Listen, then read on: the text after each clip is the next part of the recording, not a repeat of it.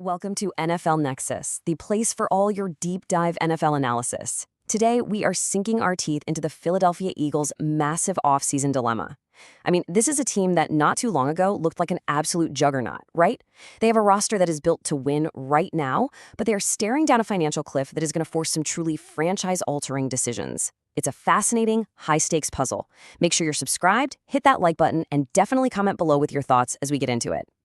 And this whole entire puzzle, it all boils down to this one number, $13 million. That is the razor-thin tightrope the Eagles have to walk this offseason.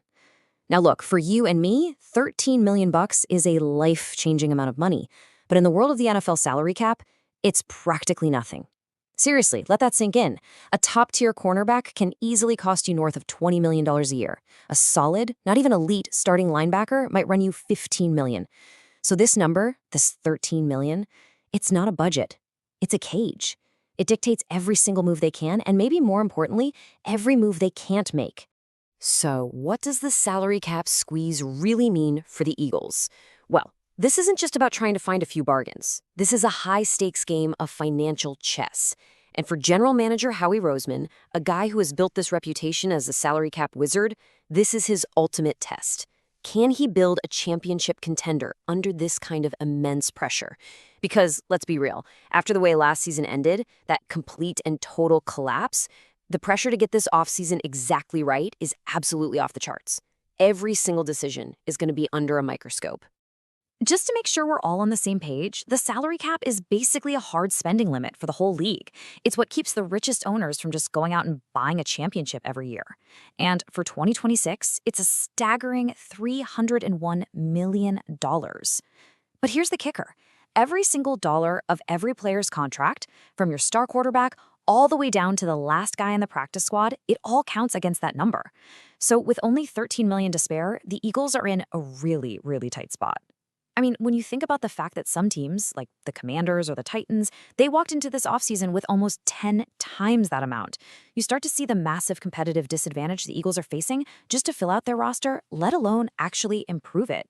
And oh yeah, that clock is ticking, and it is ticking loudly.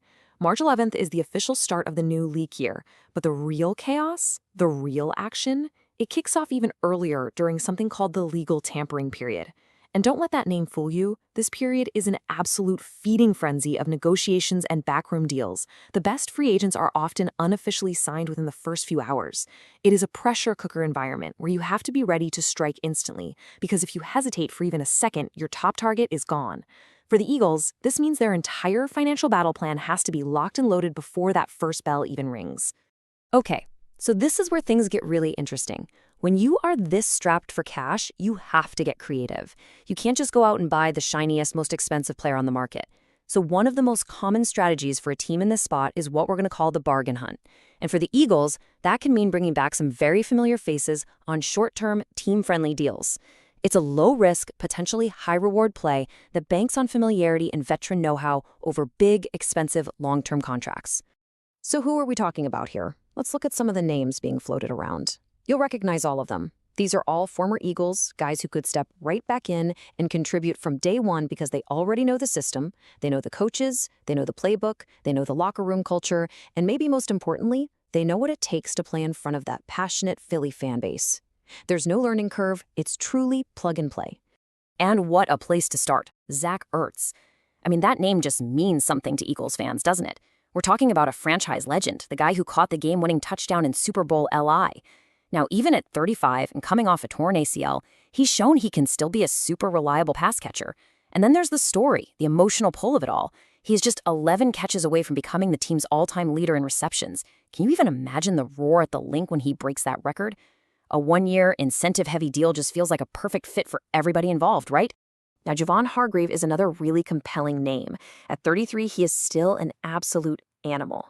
Just think back to his last season in Philly, a career-high 11 sacks. The man was a monster. Now, you're not signing him to be a 60-snapper-per-game anchor on your D-line anymore, but as a rotational defensive tackle, a guy who can come in fresh on a third down and just terrorize the opposing quarterback, he could be a legitimate game changer, bringing that pass rush that they desperately need and, just as important, invaluable depth to that defensive line. You can never have enough of that in January. And you can apply that exact same logic right here. Darius Slay and Mckay Becton, they fit this mold perfectly. Slay is the definition of a veteran leader. He's literally a coach on the field for that secondary, a guy who has seen it all. Becton was a key physical presence on their 2024 Super Bowl team. It's just a really smart way to build a roster. You bring in proven, experienced players that you know that you trust, and you get them at a discount because they're in the later stages of their careers. You're making your team better without having to mortgage your future. But here's the catch with some of these bargain players. And C.J. Gardner-Johnson is the perfect example of this risk-reward tightrope. The talent is completely undeniable. At just 28, he's a ball hawk, he's an instigator, he's a guy who just makes plays all over the field. But there's a reason he's bounced around to 4 different teams since 2023. There's always that question mark, that little whisper about the other stuff that comes with his, let's say, fiery personality. It's a gamble, for sure. You're betting that your culture can harness his intensity for good. But man, it's a gamble that could pay off big time if it works out. So all of this whole strategy, it leads us to the real million-dollar question. Is just patching holes with aging veterans and reclamation projects, is that really enough to win a Super Bowl in today's NFL? Is it enough to get you past the Chiefs, to get you past the 49ers? Or do the Eagles, in this specific situation, need to make a much bigger, much bolder move, something that sends shockwaves through the entire league? And that brings us to the other side of the coin, the blockbuster trade. We're not talking about saving a few $1,000,000 here and there anymore. This is about a complete and total reallocation of your most valuable resources. This is about a potential roster overhaul, and it all centers on one massive name, A.J. Brown. The very idea of this is shocking, right? I mean, they just traded a first-round pick for him 2 years ago, and he immediately became one of the very best receivers in the entire NFL. $96 million. That's the kind of contract that gets you an elite, game-breaking talent like A.J. Brown. It's a massive contract for a massive talent. But it is also the kind of contract that can absolutely hamstring a team's flexibility. That number takes up a huge slice of your salary cap pie. So the logic here is that trading him, while it would be incredibly painful, would be like ripping off a giant financial Band-Aid. It would instantly free up a ton of cap space, and in theory, it would bring back a treasure trove of high-value draft picks to rebuild the roster in other key areas. And look, these are not just baseless rumors floating around on the internet. The New England Patriots are a team you have to watch very, very closely here. They are absolutely desperate for a legitimate #1 star receiver to build their entire offense around. And who is their new head coach? Mike Vrabel, the very same coach that Brown had his best years with back in Tennessee. The dots are connecting, that relationship is real, and it makes this whole potential trade scenario feel very, very plausible. So if the trade makes so much sense on paper for both teams, then why hasn't it happened yet? What's the holdup? Well, as it so often does in the NFL, it all comes down to one thing: a huge, massive gap in how the two sides value the player. It's a classic standoff.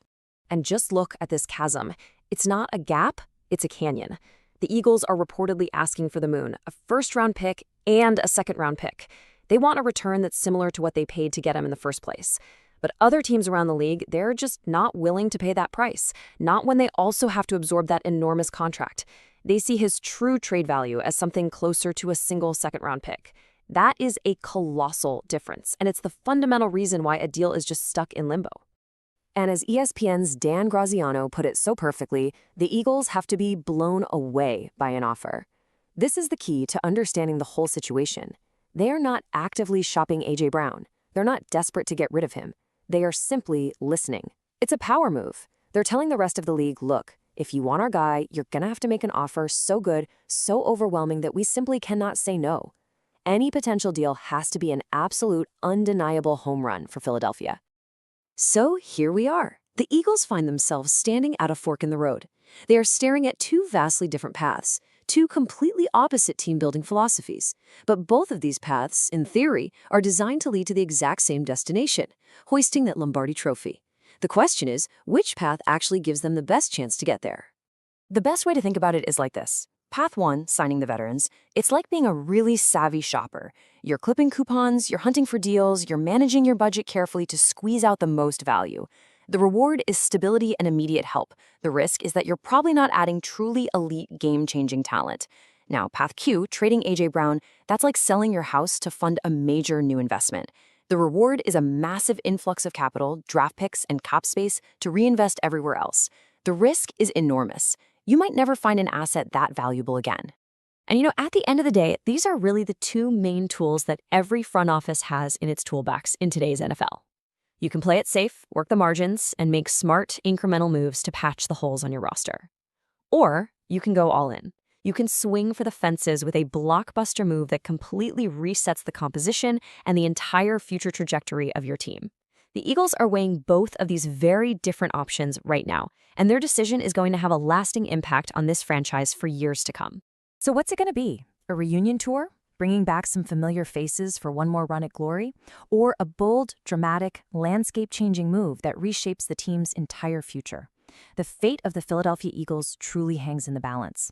We want to know what you think they should do. Drop your opinion in the comments below.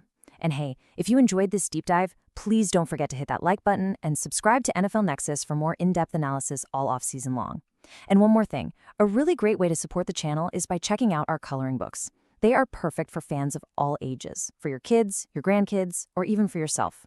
You can find the link in the description or just scan the QR code you see on your screen right now. Thanks for watching.